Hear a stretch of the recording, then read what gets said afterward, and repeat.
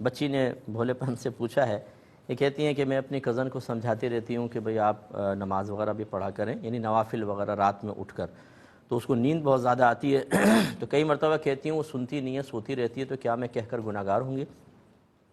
دیکھیں میں آپ کو پہلے بھی کئی دفعہ سمجھا چکا ہوں، 6 چیزیں ایسی ہیں جو بہت امپورٹنٹ ہوتی ہیں، 3 کرنی ہوتی ہیں، 3 سے بچنا ہوتا ہے۔ پہلا ہے فرض، پھر واجب، پھر سنت مؤکدہ۔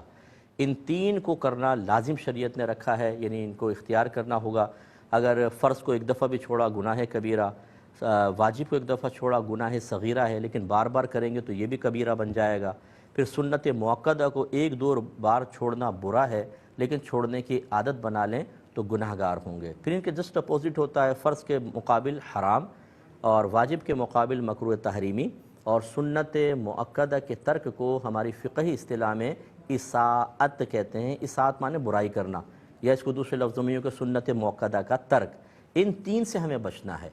آج کل کے دور میں ہمارا مشورہ یہ ہوگا کہ سب سے پہلے ان 6 کی معرفت حاصل کریں، کیا کہ اللہ نے ہم پہ فرض رکھا ہے، حقوق کے معاملے میں، قول کے اعتبار سے، سوچنے کے اعتبار سے، ادائیگی کے اعتبار سے، یہ سب سیکھیں۔ پھر واجب کی کیا کیا چیزیں ہیں، سنت مؤکدہ کیا ہیں، اسی طرح کیا کیا ہم پہ حرام ہے، کیا مکروہ تحریمی ہے، کیا چیز اساءت کے اندر آتی ہے، یہ سب سے پہلے معرفت۔ جو ان 6 کی معرفت حاصل نہ کرے اور یہ چاہے کہ میں عبادات کر کے، نوافل پڑھ کر، ذکر الہی کر کے اللہ کا قرب پا سکتا ہوں، کبھی بھی نہیں پا سکتا، کبھی بھی نہیں، ہم گارنٹی دیتے ہیں آپ کو، ہو ہی نہیں سکتا ہے۔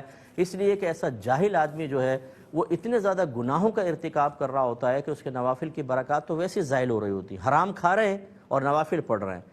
تو سمجھانا بیٹا آپ کو یہ مقصود ہے کہ سب سے پہلے ان 6 چیزوں کے بارے میں آپ دونوں غور کریں، اپنی کزن سے بھی کہیں ہم علم سیکھتے ہیں، اور پہلے سیکھیں، اس کے بعد جب ان 6 پر عامل ہو جائیں تو نوافل کی طرف متوجہ ہوں۔ پہلی بات تو یہ۔ دوسری بات یہ ہے کہ نوافل پڑھنا چونکہ کوئی ضروری نہیں ہے، آپ کا کہنا اچھا تھا، لیکن اگر وہ نہیں پڑھتی اور سوتی رہتی ہے، نہ وہ گناہ گار ہے، نہ آپ کہنے کی بنا پر گناہ گار ہیں۔ کہہ سکتی ہیں، بالکل کہتی رہیں، لیکن ہمارا مشورہ یہ ہوگا کہ یہ نوافل کی طرف متوجہ ہونے سے پہلے فرض، واجب، سنت مؤکدہ کی ادائیگی اور ان کی معرفت، ان تمام، اور پھر اپنا احتساب کہ ہم ان 3 کو کر رہے ہیں، ان 3 سے بچ رہے ہیں کہ نہیں، یہ بہت ضروری ہے۔